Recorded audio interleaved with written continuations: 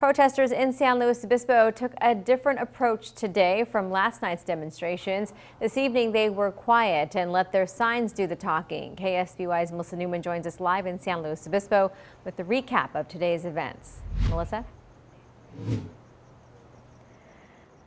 Karina, today there was an emphasis on staying peaceful, not breaking any rules, not even jaywalking as they left outside the courthouse here and made their way up Santa Rosa Street, where they sat on the Santa Rosa overpass for a little over an hour before making their way back downtown. Now, protesters say this approach was necessary as this event comes just on the heels of 2 protesters being arrested last night. Making strides in the push for change. This movement isn't going to die. It's not going to go away. We need change. We want change. Protesters gathered again Wednesday, this time in quiet solidarity. This is opposed to Tuesday's protests that led people through several city blocks and onto Highway 101, briefly shutting it down and leading to the arrest of the event's organizer. I think having a silent protest after the fact is important, especially for all the people that are criticizing the movement and saying that we're a bunch of rioters and we're trying to, destruction. It really proves that we're not out here. We're trying to get a point across. Some people took to social media during the past 24 hours to share their concerns with Tuesday's event. Some writing comments like "Black Lives Matter is a bunch of crap. These protests are like crying wolf now." But for those in the streets, they say these are real race issues they face in this community every day.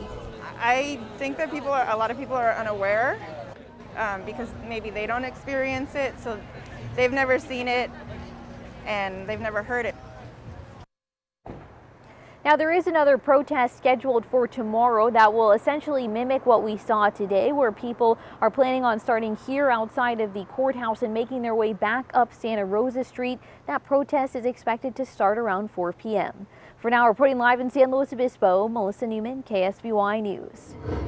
And now to a follow-up on last night's protest that ended in 2 arrests. 20-year-old Tiana Arata was arrested on charges of participation in a riot, unlawful assembly, conspiracy, unlawful imprisonment, and resisting arrest. The sheriff's office says she was released from jail just before 1 o'clock this morning on 0 bail. During the arrest of Arata, SLO PD says one of its officers was assaulted by 23-year-old Elias Bautista. He was arrested and released just before 2:30 this morning on $50,000 bail.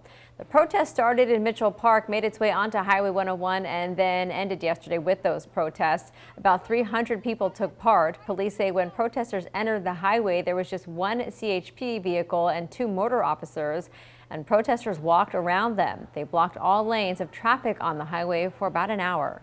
We have consistently asked protesters to stay off the 101. We ask that there be no acts of violence and that they also no vandalism. Police say all 3 of those things happened last night, with a protester standing on top of a vehicle and another using a skateboard to smash the back window. The San Luis Obispo Police Department posted on Facebook that they have identified the driver of a gray car that was involved in some kind of altercation with protesters yesterday. Police say this drone video shows organizer Tiana Arata hitting the car with a flagpole. The video does not show what happened in the moments before this incident. Investigation is underway.